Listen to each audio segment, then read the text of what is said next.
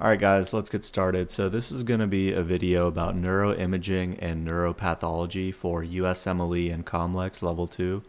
The goal here is to really be able to both know what you're looking for on a brain MRI, and then also know how to describe that in text form. Now obviously these are Level 2 boards, not radiology boards. You're very rarely going to have to actually diagnose something on MRI, but you might have to select an answer choice that best fits with what you might see. For example, they wouldn't have you diagnose dementia via an MRI, but you might be able to put down on an answer choice that you would see diffuse atrophy with ventricle enlargement. So really what we're doing here is building the basis for being able to pick between a few answer choices. We'll come back to this, but this is basically a big slide of some of the highest yield brain MRIs. We're going to go through this one by one, but at the end of the video, we'll come back and just tie it all up. Really quickly for clinical integration, the way you diagnose Alzheimer's disease is looking at chronic symptoms, a mini mental less than 24, and a relative who is worried. If the patient themselves is worried about their memory, more likely it's normal aging. When you have a relative who's like, oh, the patient got lost on the way to the grocery store, you're more so thinking about Alzheimer's then. Of course, you need to rule out depression, vitamin B12 deficiency, etc. Some of the dementia pearls. If the dementia occurred before the tremor, you're looking at dementia with Lewy bodies. If tremor occurred before the dementia, it's Parkinson's disease. Anything about stepwise decline, vascular dementia. If they're seeing anything, it's dementia with Lewy bodies. Anything about a shuffling gait is Parkinson's disease. Anything about a broad, glue-like gait is normal pressure or hydrocephalus. Anything about the patient replying in one-word answers, or they say, I don't know a lot, that's pseudo-dementia. These people will have a normal mini-mental. This is treated with either ECT or SSRI or CBT. So really this is the biggest one. Alzheimer's disease shows diffuse cortical atrophy with compensatory ventricle dilation. What we're looking at here is these are big ventricles, but also you kind of see this Christmas tree or coral reef-like appearance. This is basically, you can see all the brain tissue that has died and atrophied. If we took a biopsy of this after death, we would see neurofibrillary tangles of tau protein. I won't even get into diagnosing NPH. Everyone knows how to diagnose NPH. The key here is that the ventricles are dilated, but the brain around it really isn't too atrophied. Again, you're not going to have to diagnose this, but just know that you see ventricle enlargement and that lumbar puncture fixes the problem. If you have a woman who is either obese, on birth control, taking vitamin A, etc., and they have headaches that are positional or not improved by NSAIDs, the next best step is going to be fundoscopy to check for papilledema. If you do happen to see papilledema, you're going straight to an LP.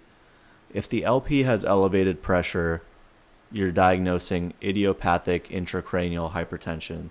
This used to be called pseudotumor cerebri. If you want to read about it, there's currently a lawsuit with Mirena IUDs for this. It'll be interesting if that goes anywhere, but typically this is seen with some sort of birth control. It likely has something to do with an hyperestrogenic state. If you see basal ganglia hyperintensity bilaterally, this is going to be Wilson disease. In real life, this can also be caused by some poisonings, etc. Wilson disease, as you might remember, causes Parkinsonism, Kaiser-Fleischer rings, and cirrhosis. This is treated with penicillamine. And I wrote copper, but obviously it's caused by too much copper, so you treat it with zinc. If you see caudate and putamen atrophy with enlargement of ventricles, you're thinking about some sort of basal ganglia disorder, most commonly Huntington disease. Tying in some of those clinical symptoms, you're going to see writhing dance-like movements. They don't like using the word chorea directly, but just know what to look for. The clinical diagnosis of Huntington disease is actually pretty complicated, so we won't get into it here. But typically, you'll see some sort of dementia or psychosis in a 30-year-old, and it won't really make too much sense. If they don't give you the writhing movements, you likely won't be able to diagnose this. If you have a nice old man who suddenly becomes very hypersexual or rude or just stops talking altogether, you're looking at frontotemporal dementia. This is also called Pick disease, and on biopsy, you will see round intracellular inclusions of tau protein. If you have a rapidly progressive dementia with basal ganglia hyperintensity and startle myoclonus, meaning that when you hear a loud noise, you're having sudden jerks, this is Creutzfeldt-Jakob disease. You might remember mad cow disease or bovine, whatever. What most people don't know is that up to 90% of cases are sporadic. So you have someone who develops rapidly progressive dementia. They might have serious decline within weeks or months. For some reason, all the questions have farmers. This is diagnosed via CSF. The newer assay that just came out is the RT-QuIC assay, but you might still see 1433, especially on COMLEX.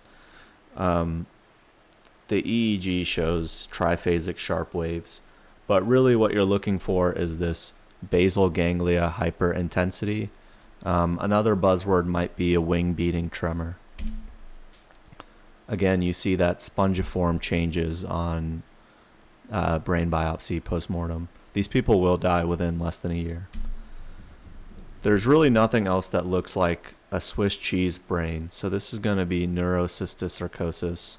This is caused by, I think, Tania solium. But typically the questions will have first-generation Mexicans or someone who's around a lot of bovine.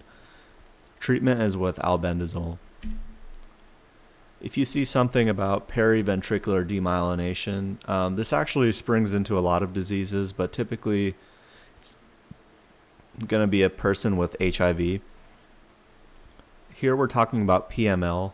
I won't say what PML stands for. It's really hard to say, but basically you're going to see an HIV patient not on retrovirals, and they suddenly develop really random symptoms.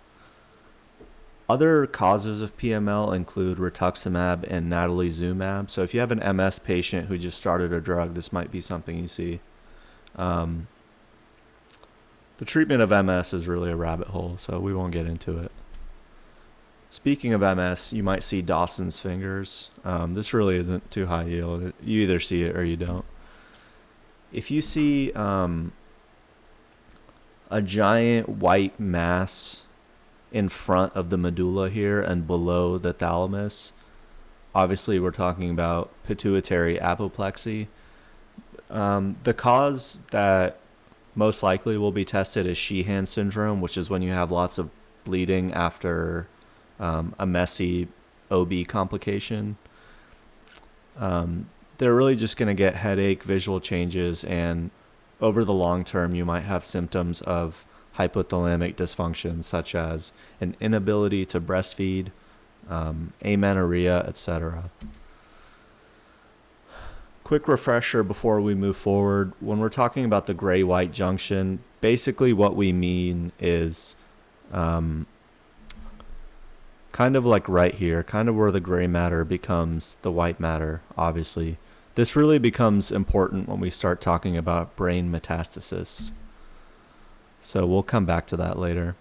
If you see someone with recent head trauma and the head trauma had a whiplash component, this could be a football player that just got tackled or someone that just was in a car accident. And MRI shows numerous minute punctate hemorrhages with blurring of gray-white interface. Here we're talking about diffuse axonal injury. The symptoms are really nonspecific, so we won't get into that. So when we talk about brain abscesses, that's one of those ring-enhancing lesions. We'll talk about that in a second, but typically brain mets, you're going to have multiple of them. And it's usually pretty easy to identify a brain met because they'll tell you something in the question like patient was a smoker or patient is being treated for breast cancer, etc. So one thing to know is that if you had to guess where a brain metastasis came from, over 50% of them come from the lung, so that would be a good guess. One thing they're obsessed with for brain metastasis is that they occur at the gray-white junction. So if you kind of look here, we have the white matter inside and the gray matter to the outside. So this lesion is sitting right in the middle of them. And if you kind of see this dark watershed area around it, that is edema. So one buzzword for brain metastasis is vasogenic edema. This indicates that the swelling is out of proportion to tumor size.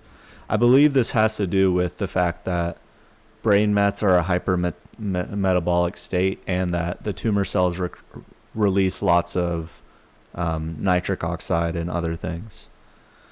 So one clinical integration that's more of a level 2 concept is most people think that if you have brain mets, there's nothing to do. But if you have just one brain metastasis, a single lesion, you actually can resect this and try to give them a few more months. And you'll use steroids to treat the increased pressure that these cause. If you see something called Garland-like enhancement, and if they're being nice, you have a brain tumor that's on both sides of the brain. This is pretty specific for glioblastoma multiforme. Obviously, it can just be one-sided, so if they're not being nice, they'll give you a ring-enhancing lesion just on one side of the brain. But if you kind of look at this, it kind of looks like a Christmas garland. Some people also call it a serpiginous enhancement.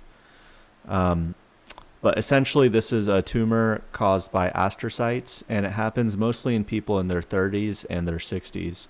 Treatment is with temozolomide and resection, but overall, some people live as few as 2 or 3 weeks after diagnosis. Of course, glioblastoma can be unilateral. If you do a biopsy post-mortem, you'll see this pseudopalisading necrosis.